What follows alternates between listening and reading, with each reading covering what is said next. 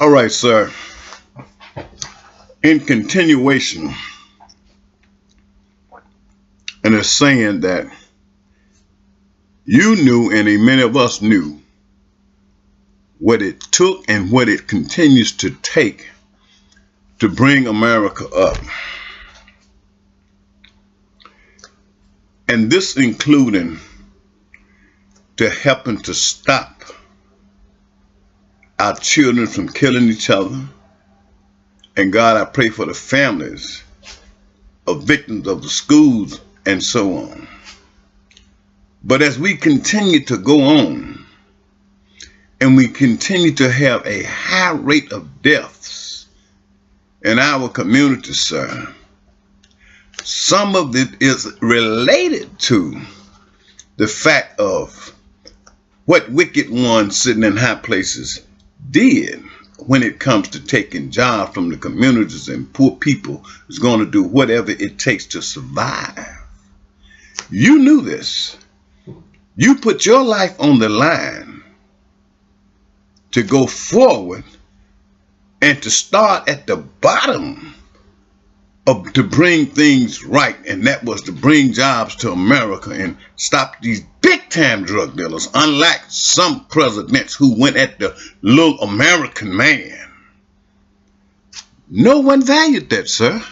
Well, not no one, but you know what I'm saying. These who wants to sit here and judge you while not judging themselves.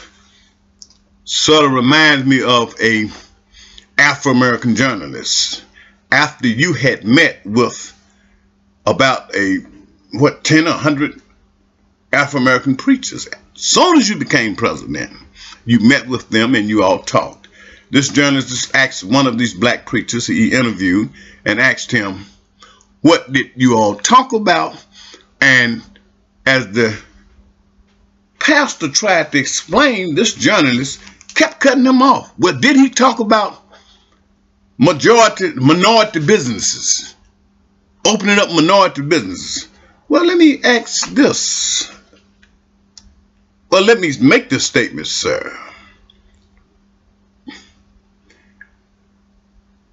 It seems like no one else raised any sand about non-American people coming over and getting opportunities, and especially in the minority communities, getting minority businesses. I didn't hear them raising any hell about that. But also, when you go forth, as you've done, sir, to get them out of here, and those who raise hell about wanting minorities to have businesses, how can you do it? I know I'm repeating myself, but I want to try to break this down to this black journalist. I'm not going to even call your name. But how in the heck can you expect a miracle to be done when they go against you, sir? How can they expect this? These people came end up owning all the service stations, all the hotels and everything, and especially in the poor communities. But they keep raising hell at you over nothing. We never said nothing to the ones that was doing nothing, huh? These statues has been here all this time. Why did they wait till now? For a distraction that we could have been working on, working with you to help our babies to get jobs, to help get some rehabilitation from these drugs, to help young men and women who's sitting in prison doing nothing now, to get the government to take back over these prison systems and put them on work release to where they'll be making a decent salary and have money when they come out, and plus pay room and board back to the state. We had that before these crooked people got in and sold our prison departments to private owners who stopped the work release programs, who stopped the educational program of inmates going to college while in prison. I was one. Thank God, fortunate to go to college. Financed by the state. True enough. But I did go to college. Now, we got babies sitting in prison doing nothing.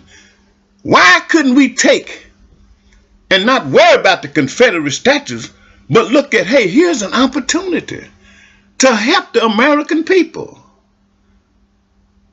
Drugs poured in so bad that so many babies and things are on drugs. Why couldn't they unite together, sir?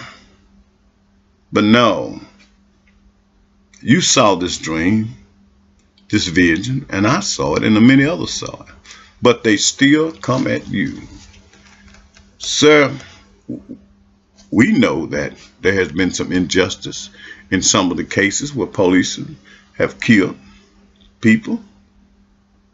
But, sir, we also realize that as a whole, our law enforcement officers put their life on the line to try to help the American people. They're in situations to where God knows I don't walk in their shoes, and many others don't, and many of them don't want to. All they want to see is what matters to them. They don't think about the officers who have to go every day and see a young child laying on the ground full of bullet holes. He can be 18, 20, or he can be 3 or 4 years old, he or she. They don't value this.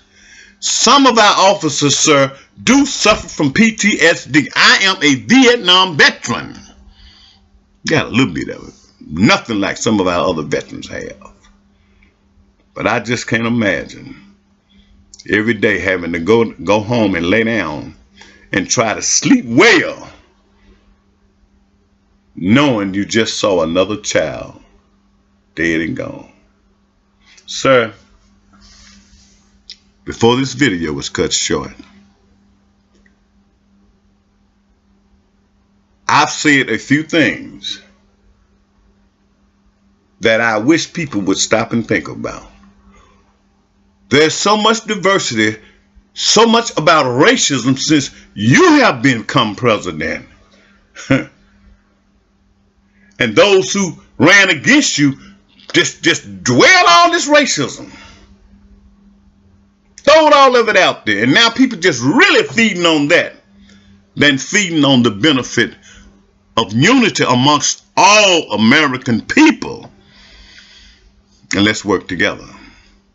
Even when I came up, sir, regardless to the racism, there were whites that tried to work together with us and gave their life. Now we have a lot more unity amongst people, black and white, and people, period. If we could just get some of these folks to just get off of the racism stuff and get on something that can unite and help American people. You're going to have racism till you die. But baby, you can't talk about no racism